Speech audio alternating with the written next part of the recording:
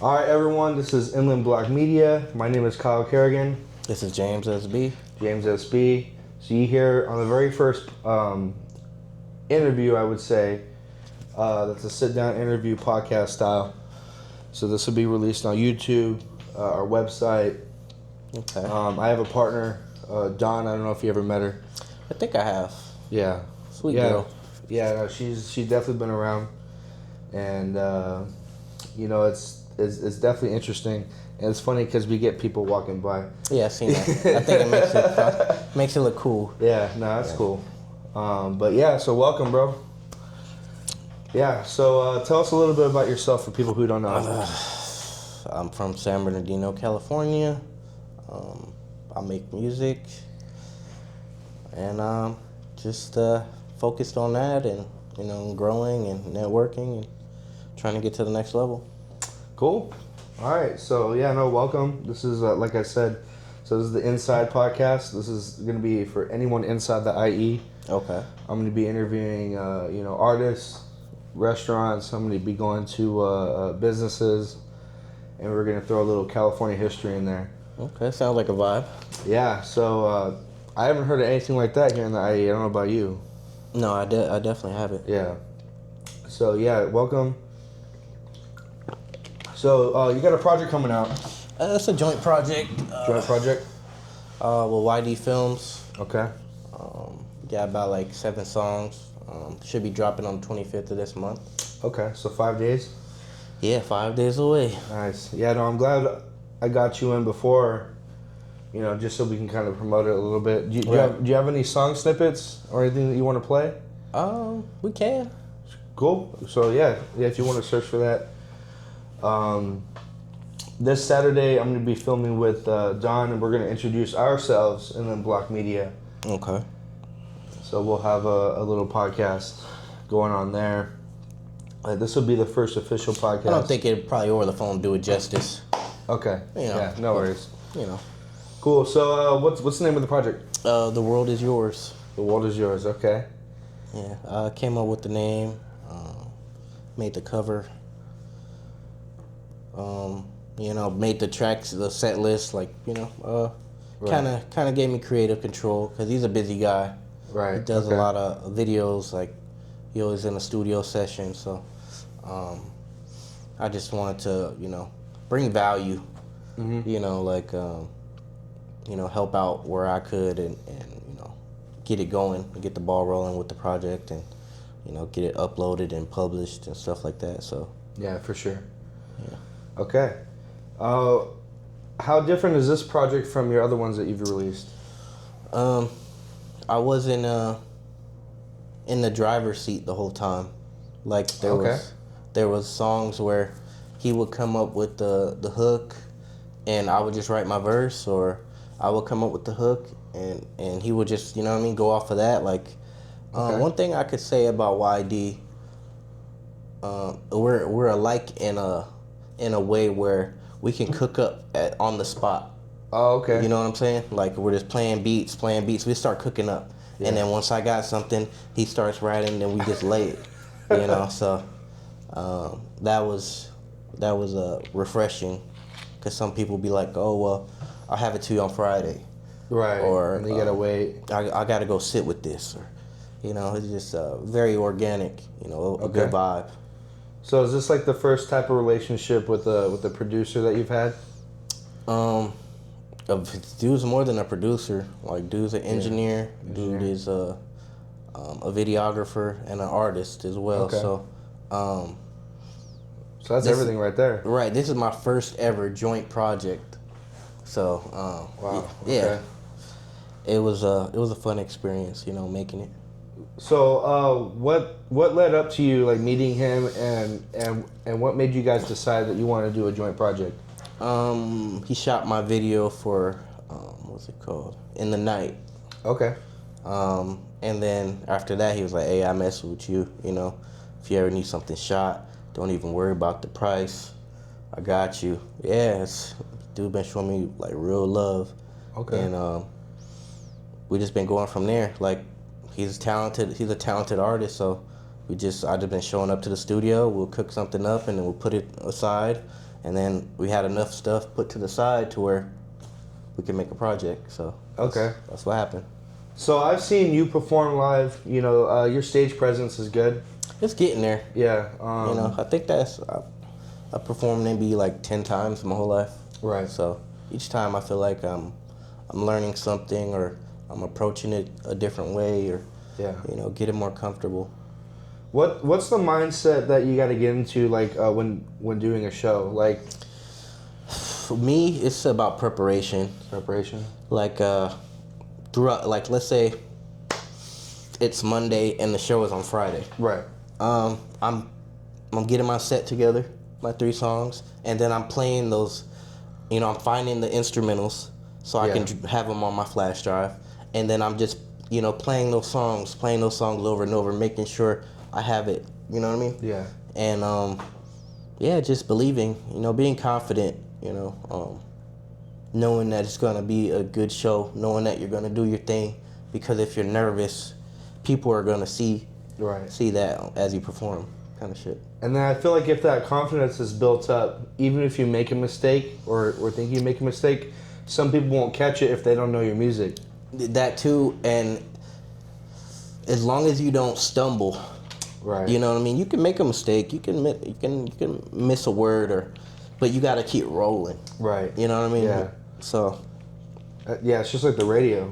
Right. You know, it was always live. It was like, you know, here we can pause and start. Right. You know, we go get dinner, come back. Yeah, you can't pause real life. Yeah, you can't pause real life. You know. So it's been a lot less stressful, I would say. You know, just doing interviews like podcast style, and but you know, it came natural, like, you know, just being on you know, just doing it on the spot. Right. And you know, making that switch. You know what questions you want to ask, and Right. I mean, I'm sure there's preparation in that too. So. Yeah, no, definitely. At first there was when Sam and I did the show at first. Right. You know, this was like new for us, so we came up with like questions, and then we would burn through them. Right. And then like we were like, fuck, like what do we ask? Yeah. And then we were like, you know, let's just make it a conversation. Yeah, that's natural.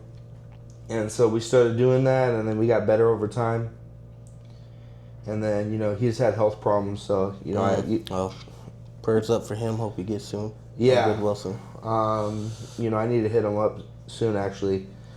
But, so that's why I did a lot of the shows myself, too, sometimes, you know. And then I'd be on vacation, and he'd come in. So it's kind of interesting to have that dynamic, you know, with somebody new. Right. You know, especially Don. And, you know, we actually think very similarly, which is crazy. Like, we've had the same ideas. We put them down. Okay. And then she hit me up, like, hey, you know, let's work. And then, so yeah, she's been hitting the ground running. I think it's a good dynamic, you know. Yeah. Especially have a female perspective on certain things. Right. Yeah, definitely. So, just for the people out there who don't know, when did you start rapping? At lunch and at school. Okay. I mean, if that counts, but like taking it seriously, maybe like 5-6 years ago, maybe. Okay.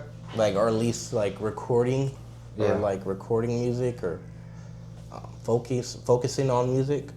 Like maybe like 5 years ago, so something like that, like 6-7 years ago, something like that, around there. Where I started actually taking it serious, and like I could always make the music, but it was learning the business behind the music. Oh, right. So, you know, getting my publishing together, trademarking, you know, stuff like that. Like I learned along the way from different people, or just you know, researching, you know. Yeah, just learning how to market for yourself. Right. Because, like, especially, you know, what I'm doing, like, you're your own business. You know, you got to pitch yourself. And, you know, that's kind of interesting, too. You know, rapping as a business. How would you market yourself to someone who's trying to like get into rap, or who's or someone who's trying to get into Inland Empire music? Market me. Yeah. I'm just I'm not lying in my music. Right. Everything is pretty much what I've experienced or what I'm feeling. Oh, there you go. Yeah, I'll get that. Okay. You know. So it's been about 5-6 years. Where has your journey been? Like, if you could critique yourself, like, what's been your pitfalls and what's been like, your greatest achievements? One of my greatest achievements for sure is getting to work with Birdie. Right. Yeah. Getting to work with Dice. That song went hard. Yeah, I mean, you can't send them nothing trash. Yeah. You know what I mean? So, that's how a lot of my features happened, because now I don't know how it is now, but I've never really paid anybody for a feature. It was Okay. It was always if the song is good, it's a mutual benefit there. Yeah. Like we're trying to make good music at the end of the day, so I appreciate him for showing me love and getting on it, and it went crazy. I feel like it should have went crazier. I'm always thinking like, oh, I'm about to be out of here, or like, what I mean? Like everybody thinks that, I'm sure, but it was a great experience, and like knowing I had to level up to work with, certain people. So definitely. Yeah, no, that song went hard. What was the name of the song that you did with Dice? Must have thought. Yeah, that's right. Yeah, must have thought. He's another rapper who's real. He doesn't lie in his He's rap. like a congressman now, so. Yeah, he's doing big things with the Kiwanis and the Boys and Girls Club of Marina Valley. And dude, shout out to him. But back when he was performing at Clash, one of my favorite things about him was if there was a new rapper or a young rapper, he'd pull them aside and give him the game. Like, hey, right, hey, like work on this or stop doing that, or right. And it's interesting because like people want to glaze you, but people don't want to give you critique. I mean, sometimes they try to say flowers is glazing. Yeah. Like, you know what I mean? Like, I give people their flowers while they can smell them. Right. Because tomorrow's not promised. We're all doing something that we love, and me personally, I'm not expecting anything to take off. Yeah. Would it be cool? Maybe, but the game has changed so much that my dreams have changed. Yeah. It's not the same allure, finding out people aren't writing their music, finding out, how the industry really works is like, it was discouraging for a second. Right. Like, yeah. Like, what am I doing this for? And then when you realize what you're doing it for, that's your motivation. Okay. I love it. Yeah. I feel like I'm good at it. So now that you feel like you're doing this for yourself, the quality has gone up. You feel like. I mean, it's gonna go up regardless. Well, yeah. Because the more you do something, you get better at it, and you can't be, you have to want to get better at it. Right. Can't be stuck in a box. Sure. Okay. What advice can you give to someone who's coming into the game? Like just started making music. Yeah. Get your business together. Yeah. Like when you realize this is what you really want to do, trademark your name. Get your publishing together. Go to BMI or ASCAP or something like that. Get your business together. Study the game. Okay. Not what you see now. Go back. Right. And study the game, people that came before you, and how they moved, and what music really, like what good music sounds like. Once you know what I mean, you say, okay, you can use that as a, like a right. a great, like you can grade yourself off that, like, oh, okay, this song is really good because I know what good music sounds like. Right. Okay. So. Okay. To people out there who's trying to, listen to more Inland Empire music, who would you say your music compares to? In the Inland Empire or in general? In both. I don't know about the Inland Empire. Yeah. I just feel like I'm not trying to be like anybody. No, right, yeah. But I got comparisons before. Recently, it's gonna sound crazy. Jadakiss. I hear it. Well, so Yeah. that was something. But you're not supposed to get too high. You're not supposed to get too low on anything you hear. Right. Any compliment or discouragement, you're just supposed to it doesn't really mean anything. I have to keep going. Right. So. Okay. So this project that's coming out in 5 days, you said you got 7 songs on it. Yeah. Does it feature anybody else? 92, Okay. which is another guy I'll be working with in the studio. We kind of want to keep it in house. Right. Okay. Cause like there's this saying, don't wait on nobody and don't hate on nobody. So usually like when you send songs off for someone to get on them, takes a while. Right. And I just, with the time I was given, I didn't really have a lot of time to wait. So. Okay. We just cooked it up. Seemed like every day we're cooking up something new. Okay. So you started recording this project this year? Yep. Okay, so we cooked up the project in maybe 2 months, 3 months. Okay. Yeah, man. All right. That's what I'm saying. That's a lot of work, too. Cooking up, on the spot, play some beats. I'll come up with a hook. I'll hear something. I'll lay the hook, and then they're in the back writing, and then I'll start writing my verse after I lay the hook. So at least we have something to, kind of write to. Right. You know what I mean?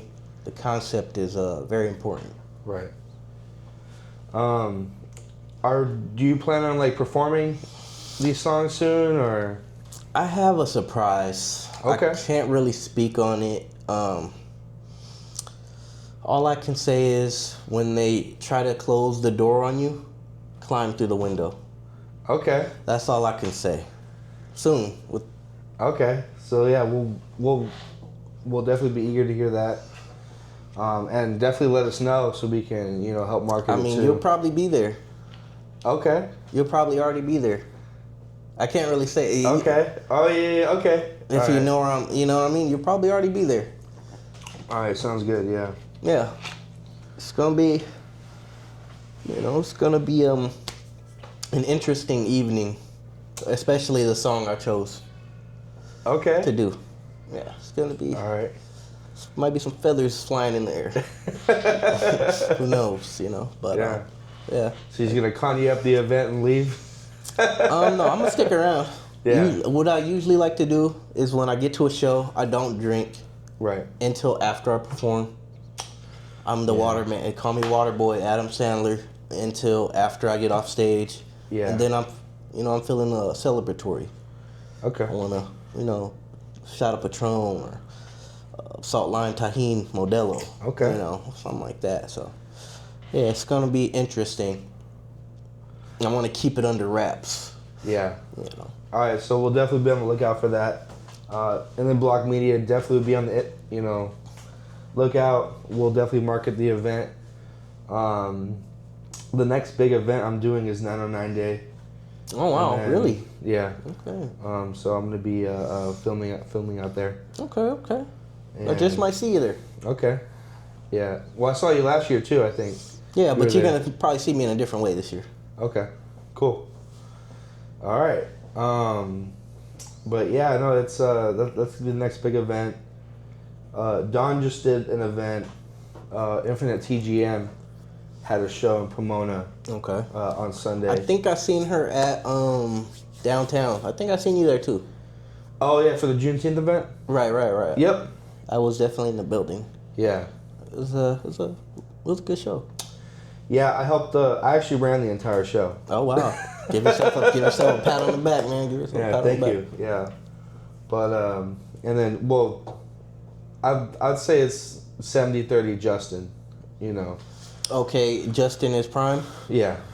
The mission's too great. Yeah. Okay. Yeah. That So guy. he definitely helped out, but he did more of the like logistics. Okay. I got The sound. yeah. Well, the sound was actually all done by a professional team that Jay set up, but you know, he did the outside logistics, and then I focused on getting people to the sound guy, and then making sure everyone was straight. And then made sure everyone you know performed on time, and then That's important. Set times are very important, man. they are, you know. It's like this thing, like a question in the culture is like, do I leave after I perform? You know, or is it respectful to leave, or do I feel compelled to stay and watch the other acts? Yeah. You know, after I've done my thing, and I like to see people do their thing. Right. It's a magical moment, man. It is. It's really magical to see, you know, other people doing the same thing as you, you know, on the same journey. People that you may have bumped shoulders with, like Adair or Eugene. Right. You know, just to see those guys, they're really talented. Cam too. You know, it was a lot of people that I like to see perform. Like even Dirty Birdie, before I ever worked with him, I used to watch him. Dice, I used to watch him. That Foot Clan. Yeah, that's my jam. Yeah, no, I still got that on my playlist. Yeah, that's my jam right there. That was a very unique time. It was like a two-year period. It was a thing going around, you know, like putting anime or wrestling or you know. You know, I haven't done it yet. I mean, but that's their thing. Like I said, I'm not trying to be like anybody else. Right.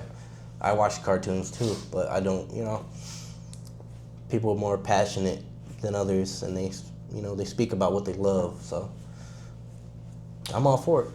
Yeah, there was a rapper, when I went to college, there was a rapper I saw in Azusa. It was like a open mic. Okay. So I went down there. I was like, you know, I want to see how how things vibe down here. And there was a rapper that came on. He very good, but he only rapped about video games, which was crazy. And I'm talking like he did some deep cuts, like Doom. He had a rap about Doom. Okay. You know, Quake. You know, he had a World of Warcraft song. And I'm like, dang, this guy was blowing up. I'm not mad at it. And I'm like, man, so like, you know, everyone has their niche. Right. And it's like even the Cam Archers. Yeah. You know, and my thing is like, when you feel like that's what your fans want to hear, then you're gonna feel compelled to put it in every song. Right. You know, and I don't necessarily want to be that way, but to each his own. You know? Like, I gotta make sure I put something, you know, like I'm not that guy, but I love to hear it, man. Yeah. Some good stuff out there. Yeah, no, that's something that I've noticed throughout your music. You know, I still have some of your tapes, like the Book of James. I still have that. You know, and you know, even some of the couple song CDs that we had. You know, at Clash, people would throw out. You know, it was an interesting time. Yeah, no, Clash was a magical night for me because I don't know if you recall, I performed with my older brother that night.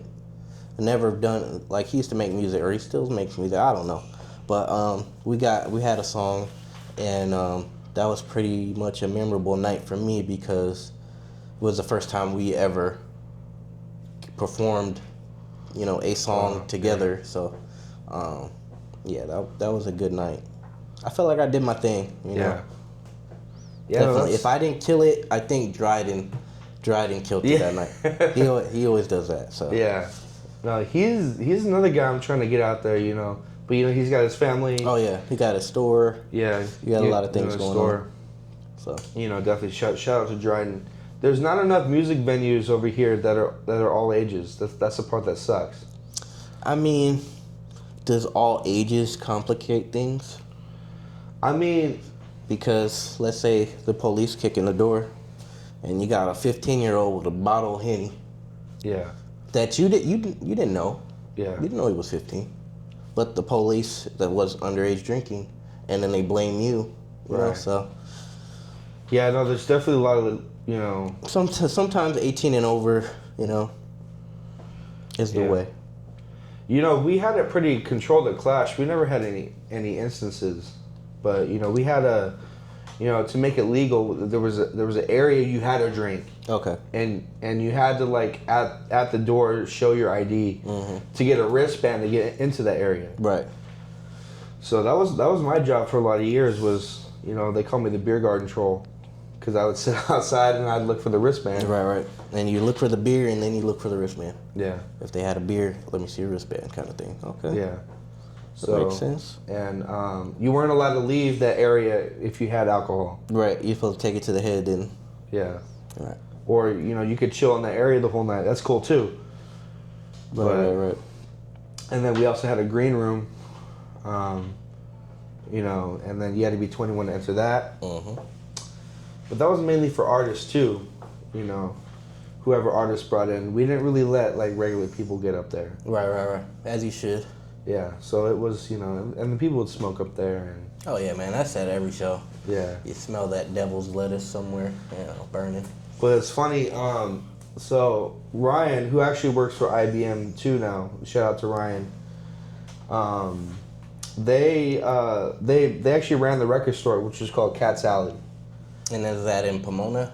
No, it's in it was at the same place Clash was. Okay. So as soon as you walk in to the left, there was a record store, and then there was the courtyard in front. Because I remember Serious Cartoons. Oh yeah, that was a little bit after us. Right. But I didn't find out until after Clash closed that the vent hooked directly to the record store, and they would only run the record store. So it was always like a Noah James night or something. Right. And then there's man, I used to get so baked in that store. I'm like, you didn't smoke? Well, that vent was directly, it went directly into the store, smoked the whole store out. And, it's crazy times. Yeah, it was good times, man.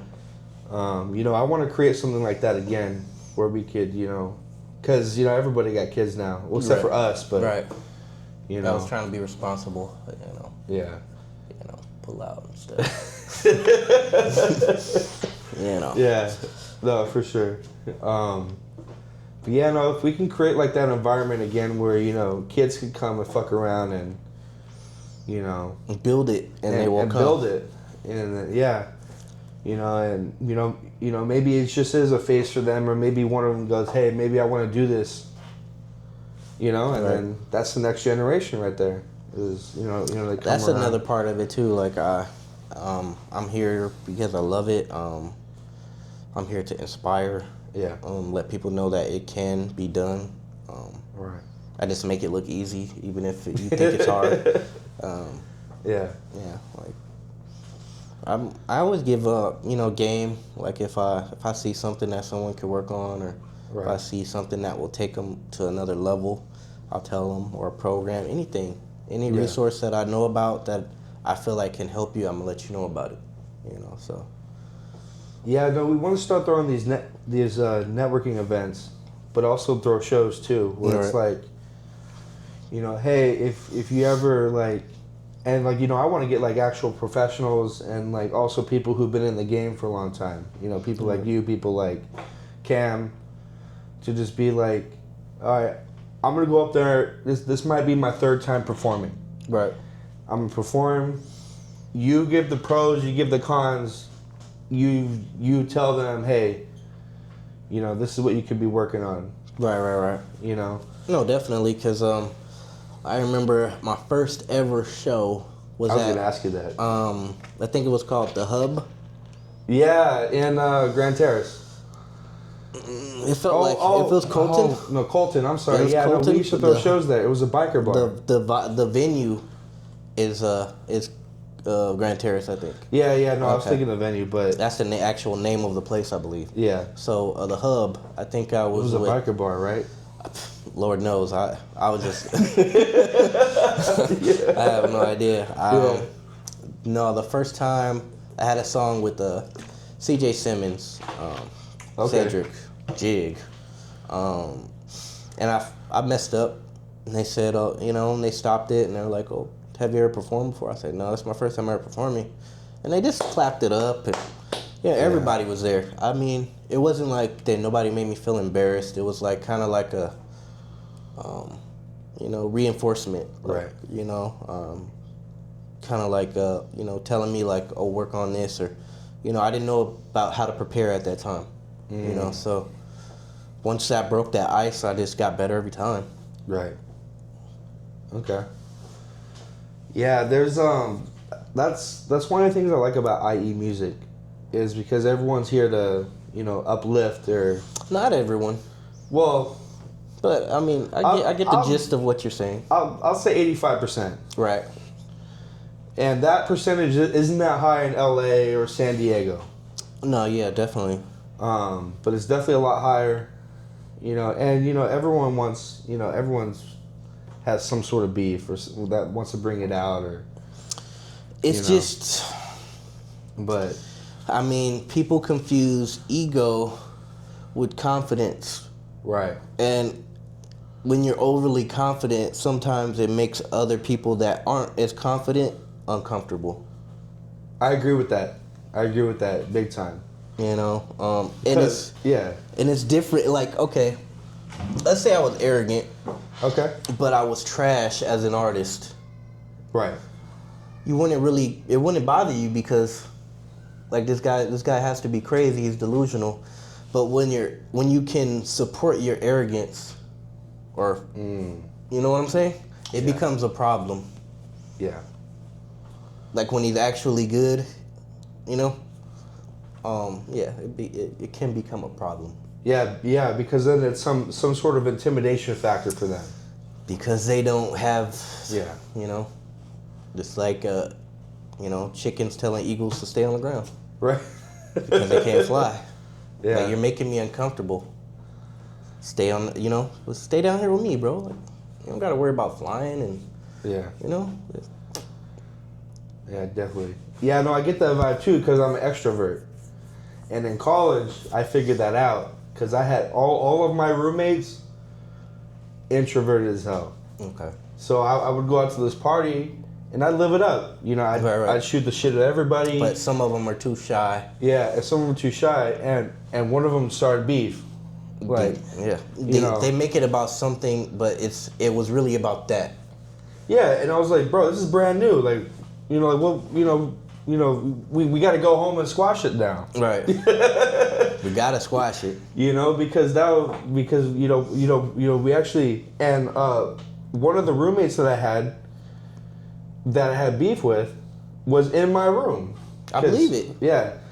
It was a 3-bedroom. Each bedroom had 2 bunks. And then it was 1 bathroom shared. And then so that was the top floor, and then there were stairs that came down. It was like an apartment complex. Okay. So the like stairs over there came by down. Cal State? No, I went to Azusa Pacific. Oh, okay. I should have went to Cal State because we paid way too much money, but yeah, because they got like a little right across the street. It's like a college apartment complex or something like that, right by Fire Wings. Right. Yeah. Right there. So. And it's all student housing. I mean, I almost got in there. Yeah. Yeah. I'd have been doing too much though. I probably wouldn't have been able to handle it. Like not as a student. Right. Just living there. Oh yeah, bro. Yeah. I'm sure they party. Yeah. It just I wasn't making enough or something at the time. I forgot what happened, but I would have been going crazy. Yeah.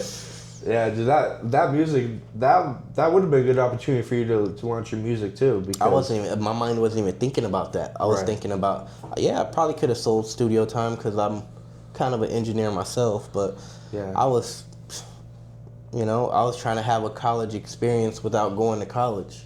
Yeah. You know what I mean? Like, just having it my way. I had a BMW. I got a BMW. Okay. You Yeah. know, so you know what I mean? Like, if you could go, let's say you could go back to high school with the same swag you have now. Oh yeah. I'd have been doing too much. Yeah, too much. Too much. I would have been doing too much. And that's dangerous too, because like, you know, you're in school, and you know, I was kind of right, but now I'm like, there was so much shit I could have gotten away with. You know? Yeah, no, really.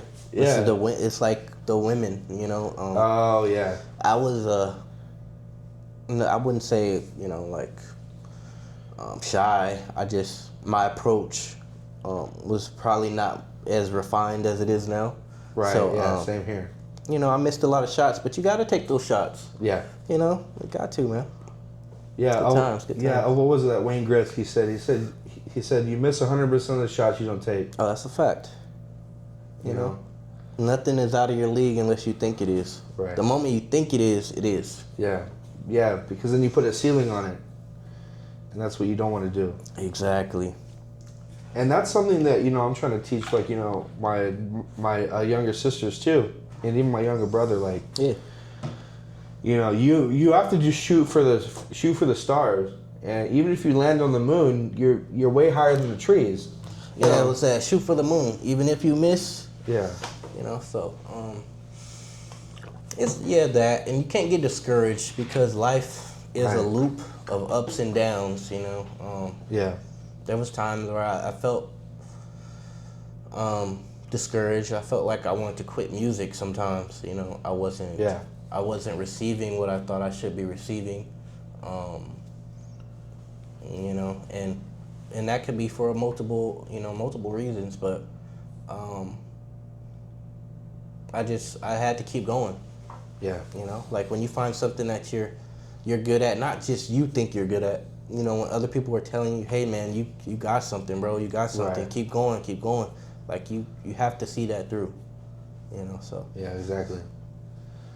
But yeah, no, for me, I was like the opposite. Like I wouldn't say actually, I was shy. Right. But I was also reserved, so I didn't take those opportunities to go out. But you know, I was a kid that sold weed to everybody, Right. so I was cool to everybody.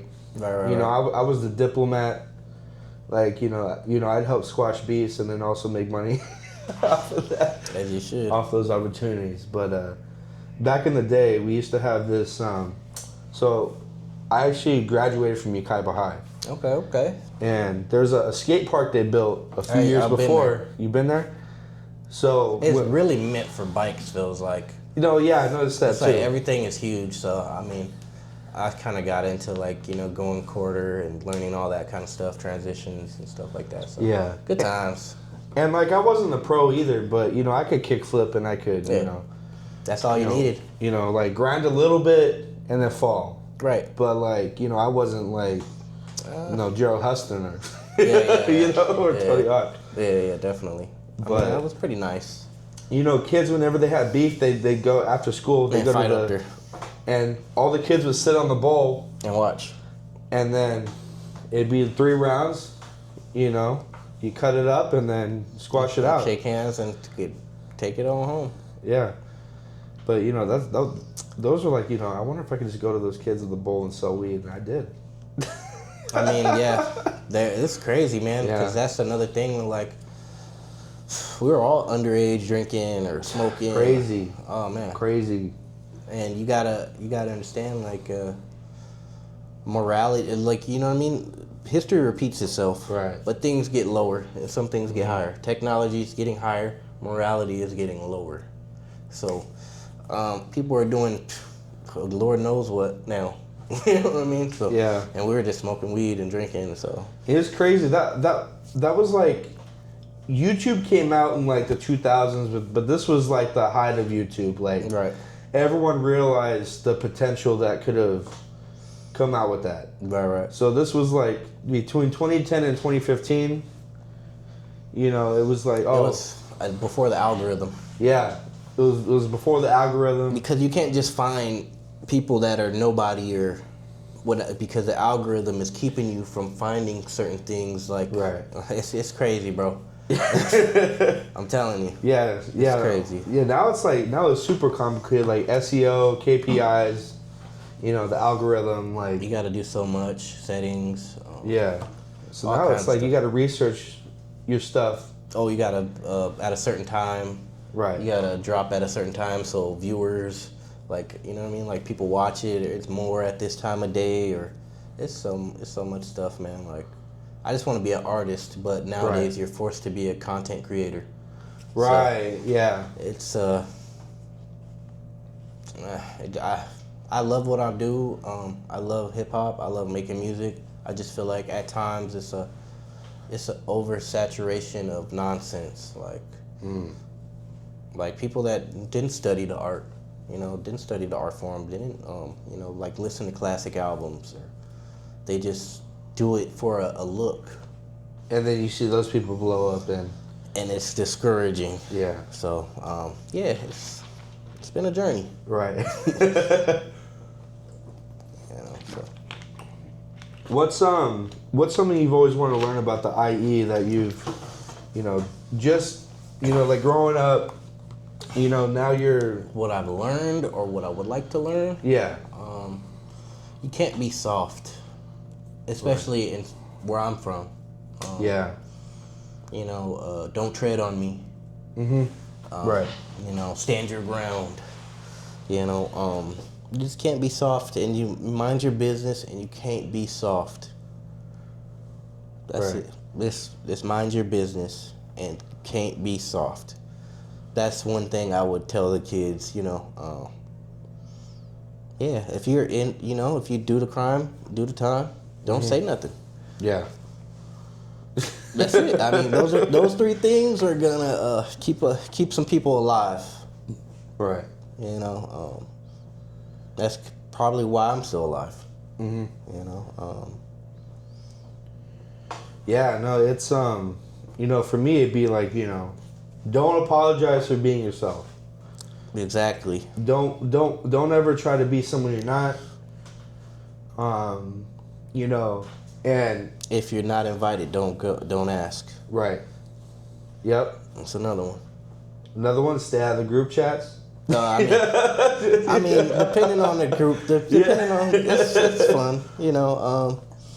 I used to be in a couple group chats. It's hilarious. Yeah. Just we talk about our day or whatever's going on and share posts and reels, and it's a vibe.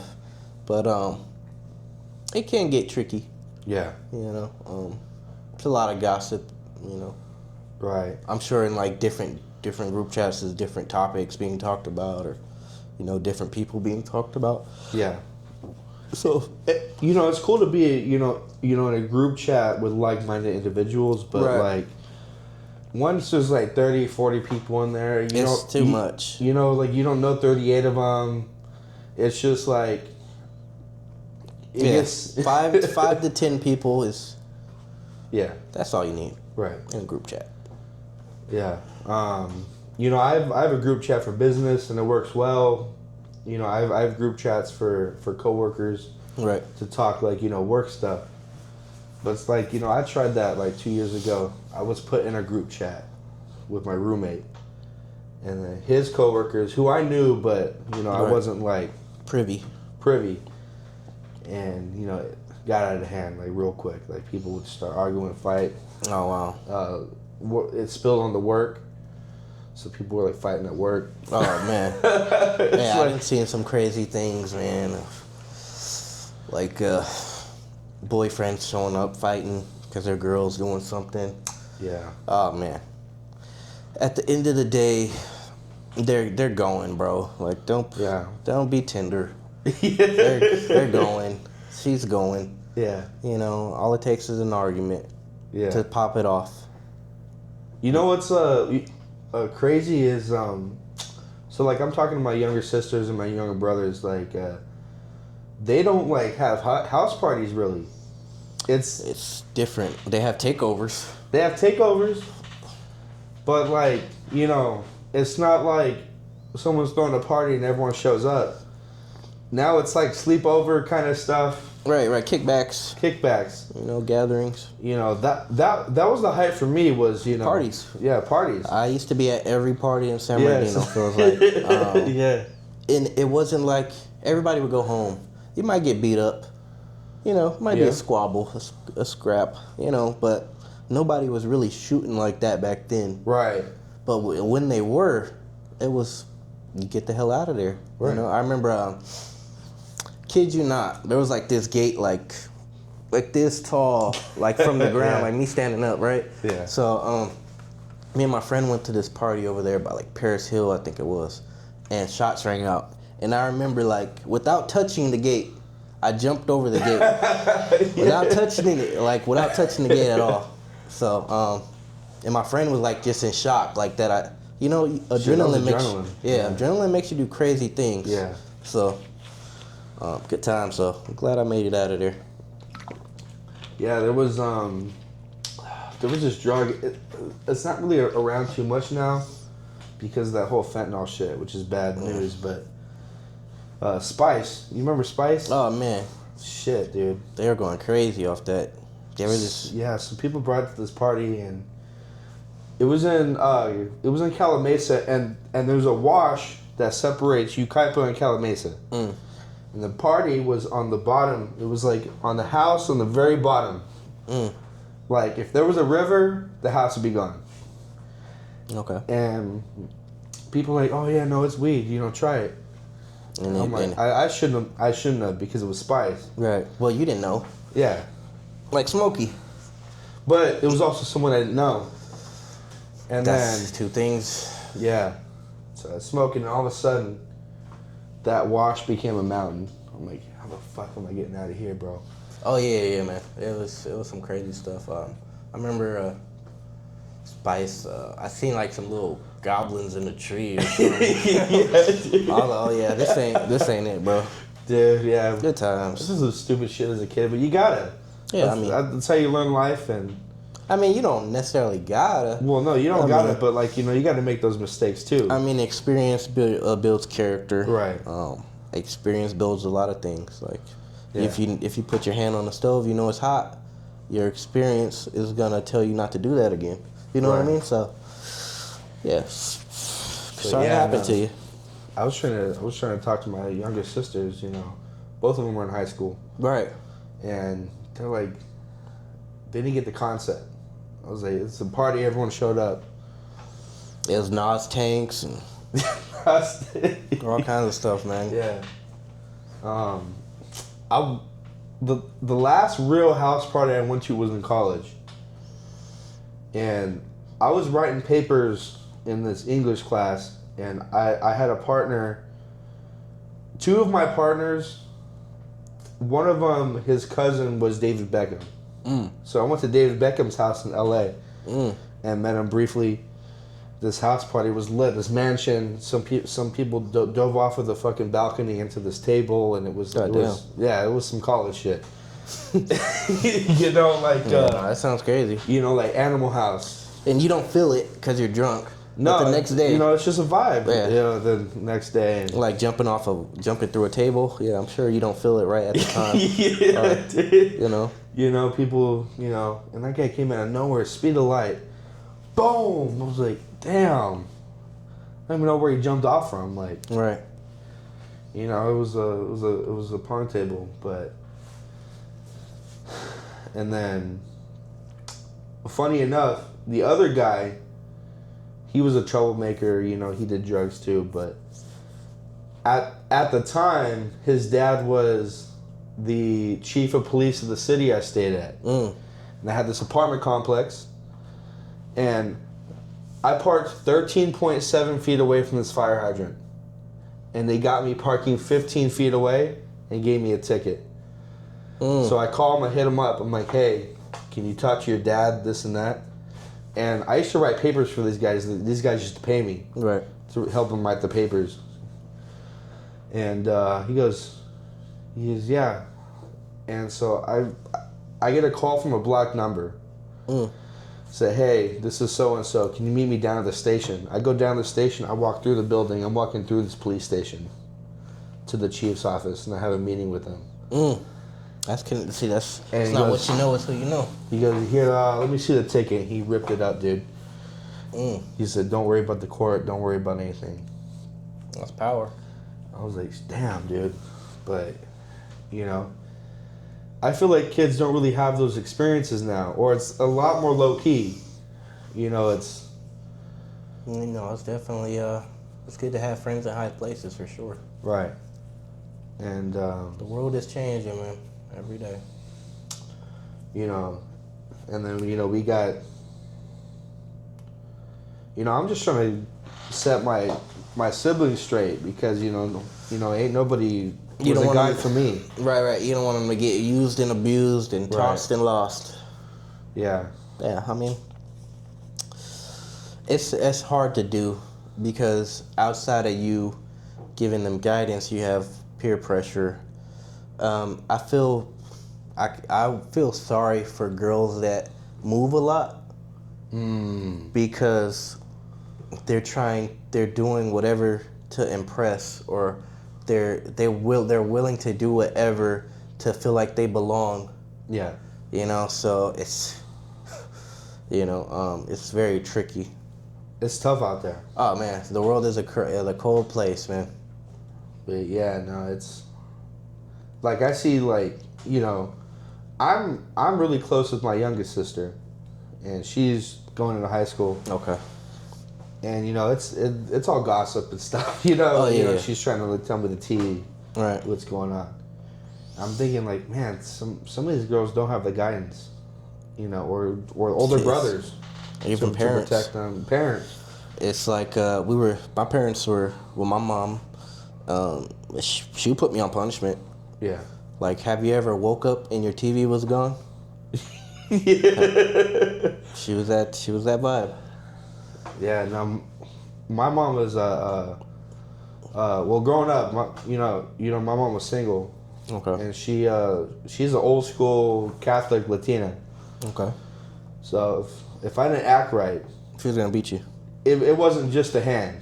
Oh yeah. It was different things. Yeah, it was different things. It was whatever's in the room that went against you. And she was the enforcer of the family. So I'd have cousins that act up. I'd be playing video games in my room or you know, shooting shit with like girls or guys.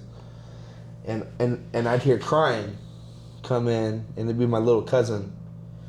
And their parents would drop my cousins off with her so she could put in work and then drop them back off. That's who my mom was. Because, you know, especially like, you know, the younger parents don't want to lay hands or don't want to discipline. And so if they didn't act right, they'd bring them over, and I'd hear crying from my room. And I knew it was one of my little cousins for sure. And she disciplined, put in that work. Oh yeah, man. Sister used to beat on me. Mom went to work. It's just, I guess it builds character. Yeah. You know, getting a nice American whooping.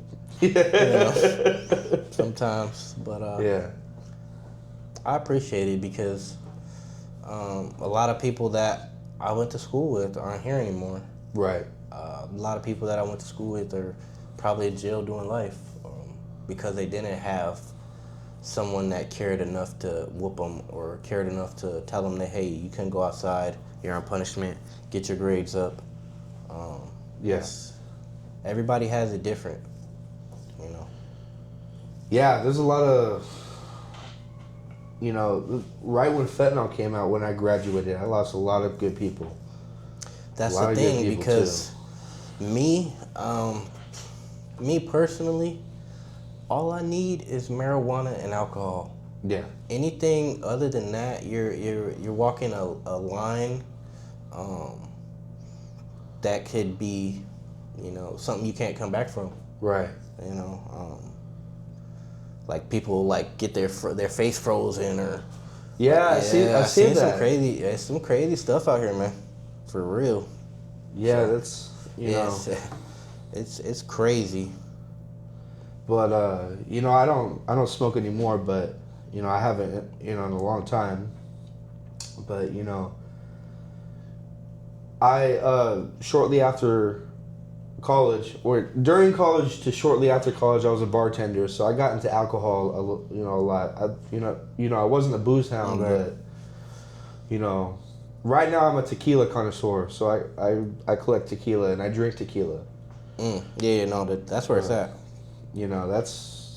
That's my shit. And then I started getting into whiskey, and then but yeah, no, I just drink tequila really to let go. But I can't even imagine like just some of the shit that I tried, like having kids try nowadays. It's oh man, I've been to raves. That's the only thing I've ever done. Like like going to a rave, and that was like kind of overwhelming. Like I bet.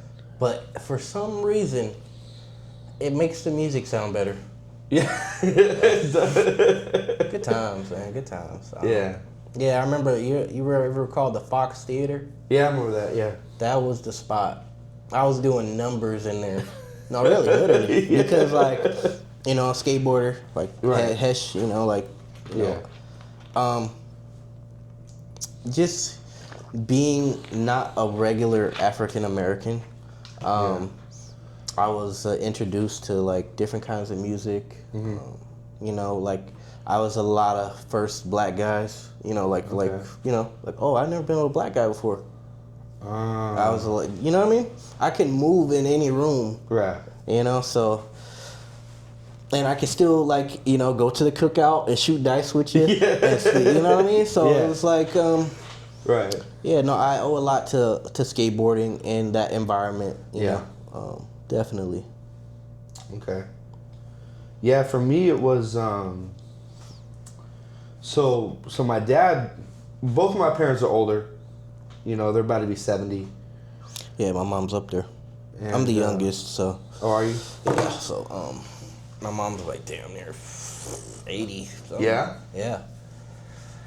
Yeah, my I'm definitely the youngest. Both of my parents had kids in the 70s and 80s. Okay, see. And then my parents were supposed to have a happy, like a happy moon marriage. Right. And then they had me. Okay. But in '97. I was born like on the exit, like the relationship was ending. Okay. So my siblings may have had a better relationship with my dad than I did. Right. So, yeah, that kind of, like looking for, guidance I didn't always have. Right. Like direction, because direction is more important than speed. Yeah. Because if you know where you're going, it doesn't matter how long it takes to get there. Right. So definitely.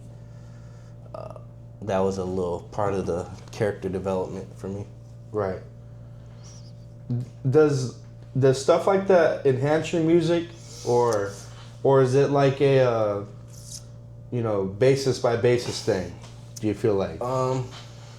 I hear people when they say, oh, they get writer's block or something. Yeah.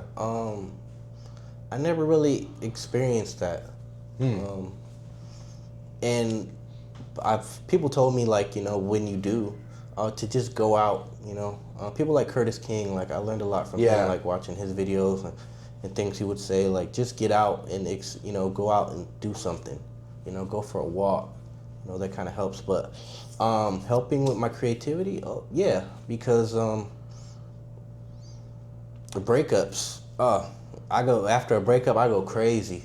I started really, I started really like leveling up, because it's not just the breakup, it's the, I gotta, I gotta be better, like to not necessarily shit on her, but to improve, to be a better me, so if she does check, like, oh, well, I messed up. Right. But the soda is already flat at that point. Right, yeah. You know what I mean? You can't reheat fries from McDonald's. You know what I mean? Yeah. So, I'm thankful for every experience, good or bad. Yeah. It got me here. What's something like, like maybe like a younger rapper, or not necessarily younger, but someone who's just getting into rapping, who goes through a lot of hardships, how would you help them channel through that and kind of put it directly into music without like maybe dissing the source, or maybe just using a different outlet within rap? Me personally, my journey didn't just start from rap. My brother's ex-wife, she got me a book, like a little diary. Okay. And it started like that, things I was going through, and then it became poetry. Okay. Meaning, art class, at Pacific kind of taught me poetry and how to arrange words. And that's how I kind of started. And once I had that, I just had to find my swag, Yeah. you know what I mean? My flavor, But definitely be yourself. If you're starting music and you feel like you know what I mean, you don't know what else to talk about, you don't be like everybody else, you know what I mean? We have enough of that. Be yourself, bro. You know what I mean? Study the art, how people, the formulas, how people arrange certain things, how songs are made. Like, I think Lupe Fiasco taught a class at MIT. Yeah, I heard about that. Yeah. I watched it. The whole thing. I think that's something that if you're starting out, you should definitely watch that. Okay. He teaches the whole, you know what I mean? Like, when I seen it, I was like, oh, wow. Like this is what, I didn't know what to call it, but this is what I was doing. Or, like, I didn't have a definition or a term for what I was doing. I was just doing it, So that was a good watch. Okay. Yeah, he's one of the best rappers, I think. I mean, but people don't see him, people don't appreciate what he does today. Yeah, he still makes great music. But people don't appreciate that kind of music today, so I kind of, with my music, I kind of want to keep lyricism alive. Okay. Crazy concepts alive, like double entendres alive. Make people think, It's more than what you hear the first time around. You know what I mean? So, who's been your inspiration, like growing up, like it could be a rapper, it could be rock, or inspiration, 50. 50. Okay. Just the hook, like how I hook, like I don't know, people. I've got that comparison too, like it's a Jadakiss with the bars and with the hook, how I put the hooks together, like it's some 50. That's one of the things I really admire about him, is like his hooks, like how he comes through with it, like it's very amazing. Other than that, like just studying Outkast, Eminem, like just listening, just because like if I put a drop of food coloring in there, like even though it's a drop, it's still gonna affect the whole. So that's why you need to expose yourself to different. Yeah, I agree. Because it'll change the way you approach, change the way you create. So.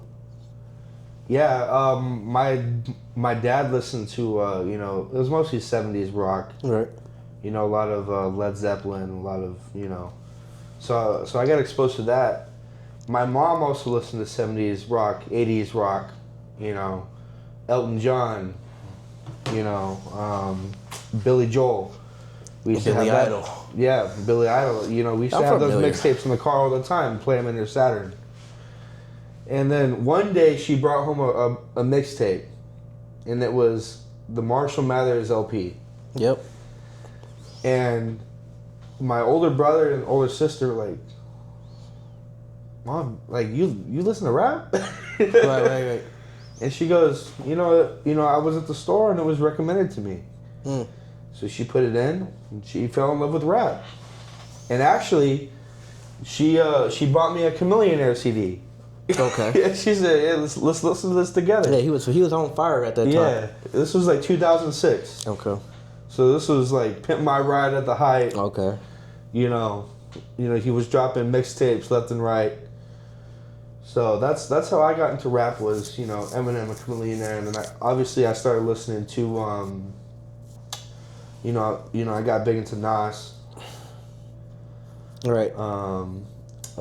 Eric B and Rakim. Okay, yeah, that's the history. Yeah. But for me personally, what Eminem was talking about, it didn't really. It was how he was saying it, how it was delivered, is what made me think, okay, this guy's amazing. Cause like in different households, you're a Caucasian male, I'm an African American male. Yeah. I couldn't talk to my mom like that. Right. And live. You know what I mean? So the things he was saying, it was kind of losing me. Like, the anger he had for his parents, and like it kind of lost me there. But how he was putting the words together is what really, like, okay, this dude's GOAT. And then, like, I used to watch Snack DVD. Oh yeah. I got into battle rap late. I felt like, and there's this crazy story. C.J. Simmons, once again, he signed me up, I think, for a rap battle. Oh, really? Because he knew, like, when it's beef, I go to another level. Yeah. Like a Super Saiyan level. Yeah, Super Saiyan. No, literally. Yeah. Like literally. Like, yeah. Probably my highest level, is when it's wartime. Okay. And now that I'm in this space, like, I don't use that. You know what I mean? I don't use that that energy Right. often. So, but anyways, he signed me up. I didn't end up going. I was nervous. Like, just imagine, like, you already only did like 2 shows performing, and now you have to, like, with no music, you have to, like, battle somebody, do research on them so you can talk crap about them. Like, it's a lot that goes into battle rap, and I respect them too. Like, they're amazing too. That almost blew up in the IE. There was a guy, I can't remember his rapper name, Black and Ease. There was a couple guys that were decent. Yeah. He actually set up, like, this rap battle, but event at Clash, but it did not, like, It didn't hit. It didn't hit. Okay. It didn't resonate. Everyone really just showed up with the people they brought. It wasn't marketed well. It was. Okay. I mean, nobody really knew how to market back then. As well as they do now, at least. I'd love to see that environment now, because it's all. It's hilarious. It is. It's a good time. It is. I remember I seen Charlie Clips. Me and Eugene went to go see him. It was like a whole battle event. Okay. It was by, I forget where the hell it was by. I want to say the Orange. No, it was in Colton. Like past the Walmart, you make a right and go all the way down. It's like warehouses or something. Oh, and, right, Yeah, I got to see Charlie Clips in person. That was a vibe. Okay. I saw Idea Rap. Okay. Back in the day, at Cal State University, Dominguez Hills. Yeah, that was a whole different era too. Like the murders era, the evidence and ideas, and who else? Like, it's so many people that, Cage and all these, like all these. Even like 106 in Park, like, they don't have that anymore. Those rap battles used to go stupid too, especially Blind Fury. I used to watch him. That dude's amazing too. Yeah, that's just not lost art, but art that was kind of. It's in our memory bank. Yeah. But these kids, they're not familiar. They didn't take anything from that, So. But it's cool because it taught people how to freestyle too. You know. I used to think at lunch. I used to think because everybody would freestyle. So I'm like, oh well, everybody can rap, but it's not the same. Right. Like they say, battle rappers don't make good songs. That's what they say. Yeah. Like they're great at battle rap, but when it comes to the beat, the music playing, they don't really take off on. Right. That's also a different audience too, kind of almost. I mean, you're bridging a gap. You're transitioning, or you're kind of crossing over. Yeah. So doesn't always work out. Right. Exactly. So in this part of the interview, I'm just going to ask you a bunch of questions. All right. This or that. You know, just so people can get to know you. All right. Coffee or tea? Tea. Tea? Okay. What's your favorite kind of tea?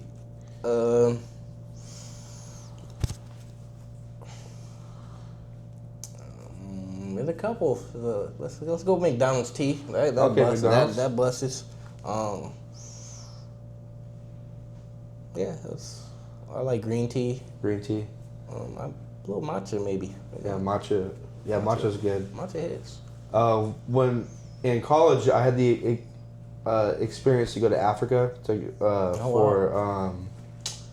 because I was in this program where I worked with the Namibian University of Science and Technology, and they were building their medical record systems, and we were using our resources on building databases to help them with that. So I was out there for 5 weeks. I got into this tea called Rooibos. It's from South Africa, but it's also Namibia and Zimbabwe too. Right. So just like that horn is where it's like really big and where that plant grows. That's my favorite tea. Is a Rooibos. So how do you get that? You can order on Amazon. There's it's not like at Whole Foods or nothing. I think Whole Foods might have it. Okay. Well, just send me the link. I'm down to try. I got you. It's a red tea. It's like a red black tea. It's definitely an acquired taste. I'll tell you that.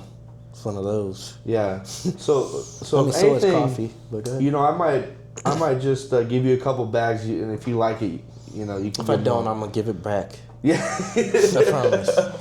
Yeah. But no, that's cool. Especially, I've been mixing this. I have my own brew, and I kept this a secret for a long time. You guys are gonna hear it for the first time. When I was a bartender, I would use Rooibos tea, honey, and tequila, and I call it tequila. Okay, that's and fine. the tequila would complement the Rooibos, and it would cut down on the bitterness. That makes sense. And it was a fire. Every event I brought it to was fire. It would always sell out. So I actually had that recipe on my IG a while back. So it's tequila, a couple ounces, Rooibos tea at the top. You're just gonna write that down on the screen. Yeah. It's gonna pop up on your screen, guys. And then the honey you mix when it's hot. So like you make the tea when it's hot, and then you cool it down. You can do it over ice. You know, this is a tea you could have hot or cold. Okay. You know, I think it tastes better cold. Okay. But most people drink it hot. Okay, so what are the next questions? We said tea, coffee or tea? Okay. Summer or winter? Winter. Yeah, me too. Yeah, I'm sick of this. I'm sick. Yeah, especially the AC went up. Dying, bro. You ain't never gonna catch me summer. Yeah, man. I don't know why people get excited for it. Honestly, like, yeah, it's not. This is a summer state. Unfortunately, this is. Yeah, but you know, you get the no beach. place like it. You know. Yeah. No place like California. Yeah, exactly. You know, and I like the IE because you're 30 minutes away from Big Bear. Maybe like an hour away. Well, from an hour, Big Bear. and then maybe from Crestline, you're like. Oh yeah, Crestline. Crestline's before Big Bear, right? Yeah. Okay, so maybe. It's like 45 minutes to an hour away from Palm Springs if it's too cold. You know, it's pretty nice out there, and then you get the beach an hour away, hour and a half. No, definitely. You know, you don't have anything like that anywhere in the U.S. No, you don't. Yeah. Okay. Let's see. Coffee, tea, winter, summer. Okay. You know, are you more of a homebody now, or do you go out? When peer pressure consumes me, I might step out. But I usually just like to be at the crib, man. Okay. I like to cook a little bit. Yeah, I be chilling, working on music and staying out the way. And if it's a show or something, like I know I try to support, you know, like an actor I like or an artist I like. I'll go check them out. Okay. You watch TV shows or movies more? I mean, I don't have cable. I use like internet, you know, to watch like Netflix or whatever. So I would say like I'm more of a YouTube guy. YouTube? Okay. Like you could pretty much You know, like I watch sports or Joe Budden podcasts. Or, Yeah. So it's not like TV shows per se, but series. Yeah, no, definitely. Okay. Yeah, if between movies, I'll pick TVs. You know, TV series like Snowfall or Breaking Bad hard. or something cool. You know. Yeah, I just watched Snowfall like in its entirety last year. Yeah, I put my ex on. Yeah. I hope she's doing great. She was like, "Oh, this is the greatest show I've ever seen." You know, I thought that was gonna be the glue. You know, but I just hope she's doing well. Yeah. You know. Are you a early bird or a night owl? Night owl. Night owl, yeah, me too. I'm used to like long nights, working on music. You know, my sleep schedule messed up. Yeah, ever since I was little, I had insomnia. So it's like... Yeah, no, that's why like the weed was kind of... Like when you mix the weed with the beer and some good food, out of here. Yeah, no, really. Get you a Speaking good of burrito. food, do you prefer a home-cooked meal or fast food?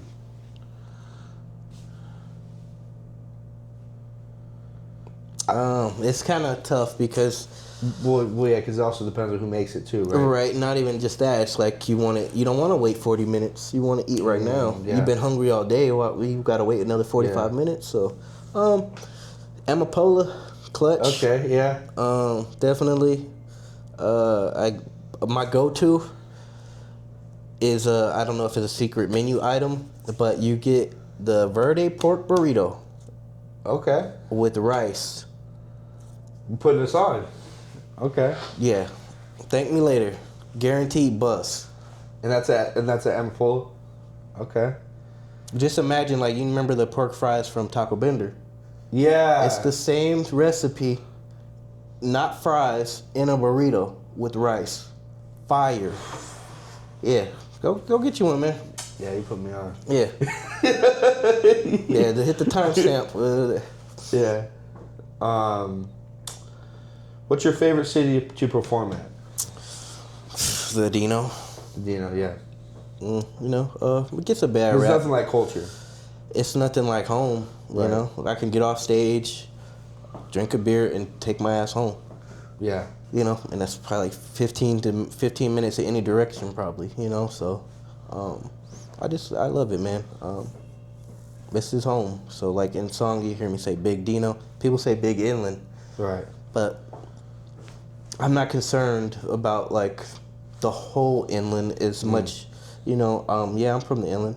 Yeah, I love to see the inland do big things. But me personally, I'm just worried about the Dino. Yeah. You know, that's why, like, when I say I'm king of this and king of that, it's not because,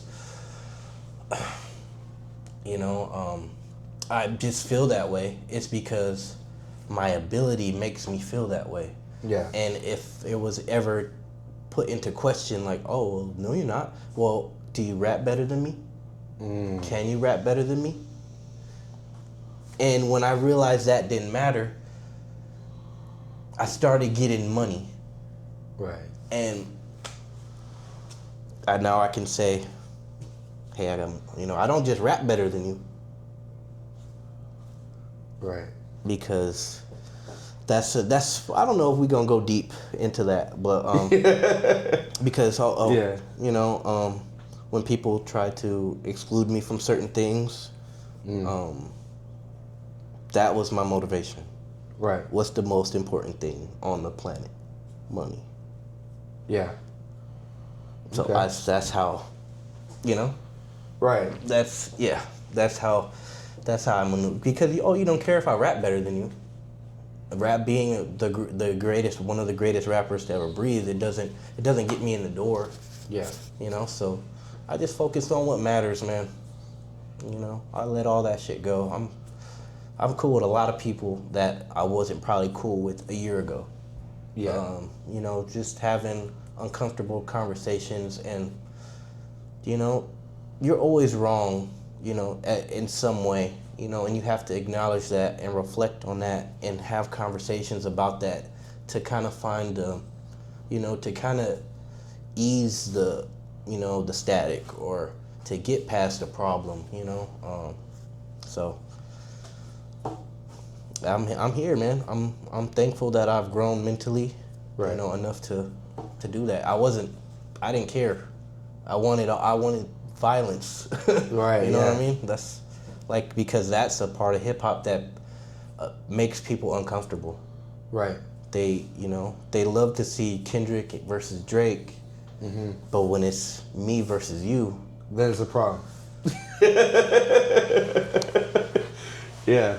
Yeah. They enjoyed the Kendrick stuff. Yeah. Oh man, they couldn't get enough. Yeah. It's people like, still dragging it on. Exactly, and back to the ego. It's cool when you see Floyd, have an ego. You love him, but when it's me, it's different. Yeah. And I'm in a way like Floyd, like with ability in a different way, of course. Now, what do you think a lot of that emotion is? Is it because like it's closer to home, so people feel more threatened? Yeah, everybody don't believe in themselves. Yeah. Because like I know what I can do, and people are just like song after song they're seeing what I can do. But I've always known, you know what I mean? And like Bane, like if this was Star Wars, I'd definitely be on the dark side because it made me stronger. It made me better. To feel those feelings, and I don't regret it, It's all, everybody has a different journey. It was a part of my journey, so now I'm living with those consequences of maybe being excluded from certain things that aren't necessarily legitimate without me or without someone like me. Right. So you get these days. Right. But where's your birth certificate? Yeah. Show me that. Yeah, exactly. You know what I'm saying? Yeah. Who's an artist or rapper you haven't worked with from the IE that you want to work with? Stevie Crooks. Stevie Crooks? Yeah, we're supposed to be working. Okay. Yeah, that's on the hush. Okay. And just like Birdie, I have to level up. Yeah. I have to go to a different place to rap with this guy. Right. You know what I mean? And it's gonna be a great experience, I'm sure. Yeah, he don't just rap on anything. No. It has to be good. I've noticed he's very particular. Right. With the people he works with. Right. And he's performed with almost everybody. And he's still very particular. He's cool to everybody. Yeah, but he has a lane and he's very good at it. Yeah. He used to go hard. Well, he still does, but he goes hard. Like 2017, 2018, 2019 era, him and A. Brooks. The cornrows. Oh man, Cornrow he was. Stevie. Yeah. That dude was a problem. Yeah, it was raw. It was it was out there. He used to get people in their feelings. Oh yeah. That was. I mean, because it's like whenever you're good at something, you're gonna. You're gonna attract, and it's magnetic. It's a hate magnet, Yeah, no. And I feel like I'm not even done growing. Right. That probably bothers people, But yeah, he's in my top 5. Stevie, shout out to Stevie, shout out to A. Brook. Both. A. Brook was the producer, right? Yeah, and he also the DJ. He also raps too, but he's not on a Stevie level. He was like from what I remember. Yeah, he was like the DJ, the dude that was making his beats. But this 2017, 2018, he was also like on the stage too. Yeah, no, he was, but yeah, he's okay. So let me ask you this: Who's a producer you haven't worked with in IE that you want to work with? A producer? Nabian? Nabian? Okay. That would be something. Yeah. That would really be something. Yeah, he's down there too. He was at the He got Grammys. He got Yeah. nasty placements, bro. Like, yeah. that's one of those things. Like, being able to cook up on the spot Right. is a big deal. Because let's say I walk out this door and bump into Kendrick or somebody, and he says, "Hey, there's an opportunity right now if you go crazy." And it'll change your life if you go crazy. You have to be ready at every, Right. You have to be ready at all times. You have to have that resume ready. You gotta have it. You gotta Yeah. really have it. And when it's time to show it, you gotta be able to show up on time. Yeah. Like I heard when Kendrick first started popping, Eminem invited him to the studio. Not necessarily because he wanted to work, it's because he wanted to make sure Kendrick was the one that was writing this music, and not anybody else. Right. So I've been tested like that. Mm-hmm. Like Eugene, we got a song called "Summer Breeze." Yeah. And literally, he texted me what he wanted the vibe to be about. He said the hook was already done. Don't worry about the hook. There was nothing on there, but just what he told me the song was gonna be about. And it was literally just the beat. Yeah. And I cooked up Yeah. and made his album. Right. So that was a proven like a point in my career where I was proving myself. So. That's the thing too. Like, if somebody was approached, and I tell like people getting into the game right now, always have a catalog ready, your best songs right now, and always update it. Right. That's the thing with me. Like, I wasn't putting things on streaming anymore, Well, right. and I was going direct to consumer. But the thing about that is, it's like with this project, it's gonna be all streaming because. Not that I'm done fighting the good fight against streaming and feeling like we're not getting paid enough. It's the fact that accessibility, everybody don't want to Bandcamp or Right. even or, so, because a lot of people have Spotify, a lot of people have Apple Music or, so I wanted to be a more accessible kind of shit. If people could remember you with one thing, what's something they could remember you by? Like, what's your legacy here? Somebody that was willing to do whatever to get his respect. Somebody that he always meant well, and he loved the art form. Right. He did it for the city. That's pretty much me, man. Like, I'm not looking for a record deal at this point in my life. Right. I'm not necessarily looking for recognition at this point in my life. Yeah. Because that don't make me or break me. What I mean? That's not gonna stop me or start me, doing music or, that's not gonna pay my bills. Right. So, just if you fuck with me, just play the music. Okay. Go buy my old stuff. Right. All right. Well, thank you for coming on. Another one. Go ahead and shoot all your information. My Instagram is James SB backwards, which is BS _ Samaje. Pretty much James SB backwards. James SB on all streaming platforms. Okay. I might have a podcast or something one day or start streaming. I don't know. Yeah. We're gonna figure it out. We'll figure it out. Once I transition. But thank you. Appreciate you. Yeah, of course. And then what's the name of the album one more time that comes out? The World Is Yours. The World Is Yours. Me and Ydfilmz. Okay. And it's going to be on all streaming? In 5 days. In 5 days from now, all streaming. So yeah, we'll have the video cut and ready just in time for that. Oh, the video's already out. Well, no, for this. Oh yeah. Oh yeah. I just want some clips. We're content creators now, so it's the game I'm in. Yeah, bro, I got you. Appreciate all right, you, bro. Cool. All right, this is Bye, Block Media. My name is Kyle Kerrigan. My name is James SB. Cool. And we'll see you later.